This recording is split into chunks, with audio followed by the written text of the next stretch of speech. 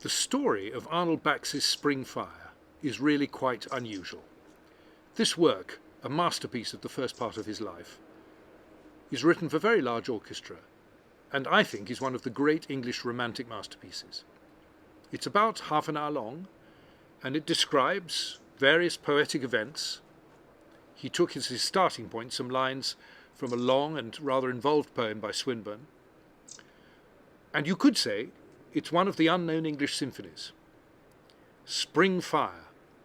It's about the birth of spring and about how nature in all its forms comes to life with the advent of a new season, how Pan, the god of chaos, is roused from his winter slumbers and draws all these strange wood-like creatures into a procession that celebrates the new spring. Everybody thought the piece was unplayable. 100 years ago, when it was written, it was announced more than once for festivals, for concerts, but as so often happened in those days, if you couldn't do something on one rehearsal, you'd better not do it. Then everybody thought the score was lost. They thought that it was irretrievable, because the great Bax scholar Lewis Forman had one copy of the manuscript score that he returned to the publishers Novellos, and the next day Novellos burnt down. But eventually, the beginning of the 1960s, it was found that there was another score that had been made from the original parts, hand-copied, not in Bax's hand.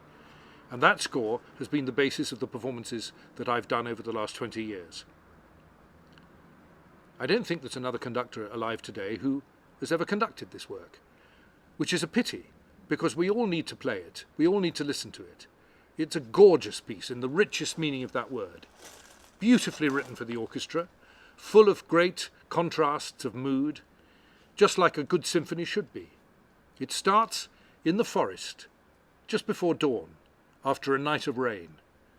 So the forest is gently dripping as the light begins to dawn, and a melody of great elegiac beauty is born in the orchestra. Gradually the sun rises, the water dries, and the first stirrings of animal life appears. Fawns, satyrs, these half-human, half-animal creatures gradually come to life, finding their new energy after their long hibernation. You may hear in this music, particularly the very quiet moments, music sounds that remind you of Ravel, Daphnis and Chloe, for instance. It's exotic music, with a wonderful rich harmony that is Bax's own. There's even a part for the piano in this great tapestry of orchestral colour.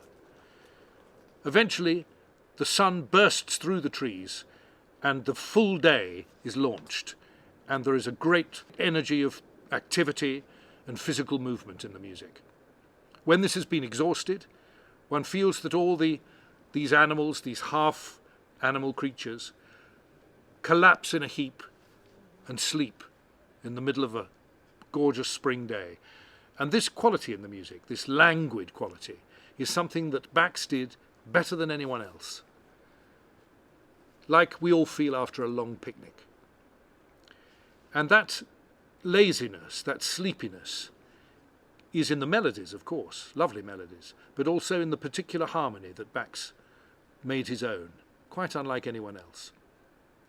Out of this torpor comes this procession led by Pan, as all these centaurs and fauns and woodland creatures come crashing through the forest, celebrating this new dawn. And there's something earthy, there's something grotesque in the music here as well, but it rises to the most wonderful, gorgeous climax and ends in a shout of energy. Bax's Spring Fire. Would that we all knew it better.